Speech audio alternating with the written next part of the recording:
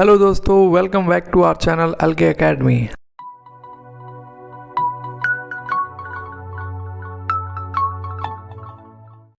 आज हम एक बहुत ही इम्पोर्टेंट टॉपिक डिस्कस करेंगे, climate change and global warming. ये टॉपिक सिर्फ एक ट्रेंडिंग हेडलाइन नहीं, ये हमारे और हमारे आने वाले जनरेशन के फ्यूचर का सवाल है। तो चलिए बिना टाइम वेस्ट किए शुरू करते हैं। सबसे पहले बात करते हैं क्लाइमेट चेंज के बैकग्राउंड के बारे में। क्लाइमेट चेंज यानी मौसम में तब्दीली का आइडिया कहाँ से आया? वैसे तो अर्थ का क्लाइमेट हमेशा से इवॉल्व होता रहा है, लेकिन लास्ट 200 सालों में इंडस्ट्रियल रेवोल्यूशन के बाद ये प्रोसेस काफ़ी तेज़ी से बढ़ा है। 90th सेंचुरी में इंडस्ट्रियल रेवोल्यूशन स्टार्ट हुआ, जिसमें फॉसिल फ्यूल जैसे कि कोल और ऑयल का यूज़ शुरू हुआ। ये एनर्जी रिसोर्सेज एफिशिएंट तो थे, पर ये एनवायरनमेंट के लिए हार्मफुल भी थे। इस टाइम पर लोग क्लाइमेट चेंज के बारे में इतना अवेयर नहीं थे।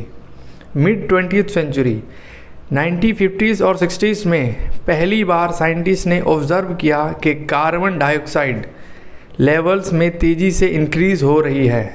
ये अलार्मिंग चीज़ थी, क्योंकि कार्बन डाइऑक्साइड एक ग्रीन हाउस गैस है जो अर्थ को गर्म बनाती है। Kyoto protocol and Paris agreement 1997 में क्योटो प्रोटोकॉल साइन किया गया और 2015 में पेरिस एग्रीमेंट। ये इंटरनेशनल एग्रीमेंट है जिसमें कंट्रीज़ ने मिलकर कमिटमेंट किया कि वो ग्रीन हाउस गैसेस को कंट्रोल करेंगे। इन इनिशिएटिव का बेनिफिट ये हुआ कि अवेयरनेस इंक्रीज़ हुई और नेशन ने टारगेट सेट किए पोल्यूशन कम करने के लिए। अब बात करते हैं कि ये क्लाइमेट चेंज का असर हमारे इंडिया और दुनिया पर क्या पड़ रहा है। Global impact. First, extreme weather event. आज हम देखते हैं हरिकेन्स, वाइल्ड फायर्स और फ्लड्स का फ्रीक्वेंसी और इंटेंसिटी दोनों ही बढ़ गए हैं। यूएसए, ऑस्ट्रेलिया और अमेज़न फॉरेस्ट में जो वाइल्ड फायर और फ्लड्स हो रहे हैं वो क्लाइमेट चेंज का ही नतीजा है। टेम्परेचर राइज की वजह से ग्लेशियर मेल्ट हो रहा है, जो सी लेवल को इंक्रीज़ करते हैं और कोस्टल सिटी को फ्लड का खतरा बढ़ता है। Ocean acidification. कार्बन डाइऑक्साइड के लेवल्स बढ़ने से ओशियन ज़्यादा एसिडिक हो रहे हैं।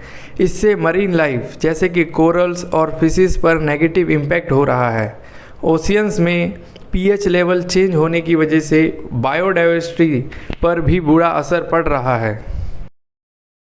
क्लाइमेट चेंज के इंडिया पर इम्पैक्ट की बात करें तो फर्स्ट है एग्रीकल्चर। इंडिया में एग्रीकल्चरल इकोनॉमी का एक बहुत बड़ा पार्ट है, लेकिन क्लाइमेट चेंज की वजह से क्रॉप्स फेल्स हो रहे हैं, क्योंकि या तो एक्सेसिव रेनफॉल हो रहा है या ड्रॉट्स आ रहे हैं। फार्मर्स के लिए ये एक बड़ी चैलेंज बन गया है। Second is monsoon disturbances. Monsoon हमारे लिए लाइफलाइन है, पर अब ये प्रेडिक्टेबल नहीं रहे। कभी कभी एक्सट्रीमली हैवी रेनफॉल हो जाता है और कभी ड्रॉट कंडीशन हो जाती है। ये इंस्टेबिलिटी फार्मिंग और पानी के रिसोर्सेज को इफ़ेक्ट कर रहा है। And the third one is health risk. Temperature बढ़ने से डिजीज़ का भी स्प्रेड बढ़ गया है, जैसे मलेरिया और डेंगू जैसे mosquito borne disease. Heat wave की वजह से लोगों के हेल्थ पर भी बुरा असर पड़ रहा है। रीसेंट स्टडीज़ कहते हैं कि फ्यूचर में इन हेल्थ रिस्क में और भी इंक्रीज़ होगा अगर क्लाइमेट चेंज कंट्रोल नहीं किया गया। अगर हम ये प्रॉब्लम एड्रेस नहीं करते तो आने वाले जनरेशन का फ्यूचर काफ़ी चैलेंजिंग हो सकता है। इसलिए अवेयरनेस बहुत ज़रूरी है। अवेयरनेस के कुछ रिसेंट एग्जाम्पल के बारे में बात करें तो ग्रेटा थनबर्ग। आप सब ने ग्रेटा थनबर्ग का नाम सुना होगा। ये एक एनवायरमेंटल एक्टिविस्ट है जो सिर्फ 16 साल की थी जब उसने Fridays for future movement start किया। उन्होंने दुनिया के यूथ को इंस्पायर किया कि वो क्लाइमेट चेंज के इश्यूज़ पर वॉइस रेज करें। Second, international day of climate action. हर साल अक्टूबर 24 को international day of climate action मनाया जाता है, जिसमें लोग वर्ल्ड वाइड अवेयरनेस कैंपेन और प्रोटेस्ट ऑर्गेनाइज करते हैं। ये एक रिमाइंडर है कि हमें स्टेप्स लेने चाहिए to secure a safer future. हम क्या एक्शन ले सकते हैं to combat climate change?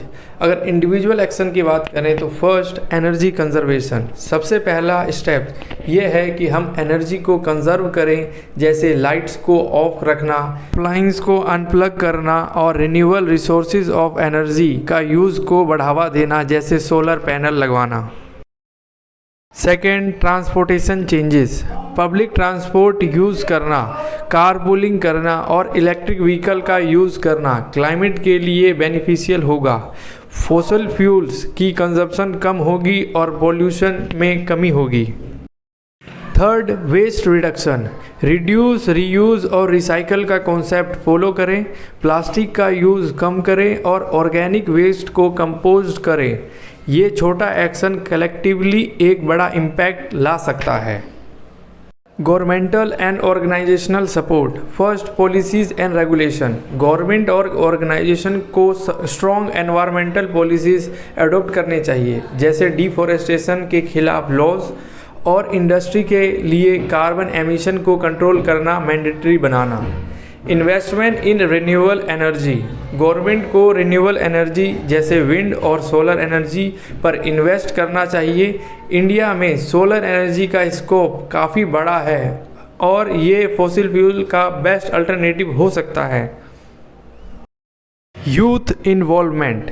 Youth की पावर को अंडर एस्टिमेट नहीं करना चाहिए। यूथ एनवायरमेंटल ग्रुप्स ज्वाइन कर सकते हैं या अपने लोकल कम्युनिटीज़ में अवेयरनेस कैंपेन स्टार्ट कर सकते हैं। सोशल मीडिया का यूज़ करके आप लोगों को एजुकेट और इंस्पायर कर सकते हैं। दोस्तों, आज हमने देखा कि क्लाइमेट चेंज और ग्लोबल वार्मिंग का इम्पैक्ट कितना वास्ट और सीवियर हो सकता है। आज ही नहीं बल्कि फ्यूचर जनरेशन पर इसका असर सबसे ज़्यादा पड़ने वाला है। हमें मिलकर इस थ्रेट का सॉल्यूशन निकालना है, अवेयरनेस स्प्रेड करनी है और अपने एक्शन के थ्रू कंट्रीब्यूट करना है।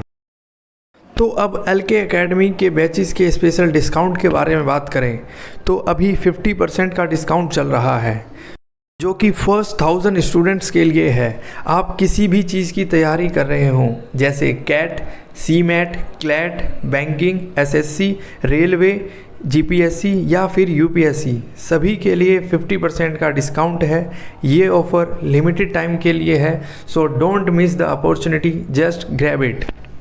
तो अगर आपको ये वीडियो इन्फॉर्मेटिव लगी हो तो लाइक और शेयर ज़रूर करें और कमेंट में अपने थॉट्स शेयर करें। और अगर आप नए हैं तो सब्सक्राइब भी ज़रूर करें। Thanks for watching. फिर मिलेंगे अगले वीडियो में।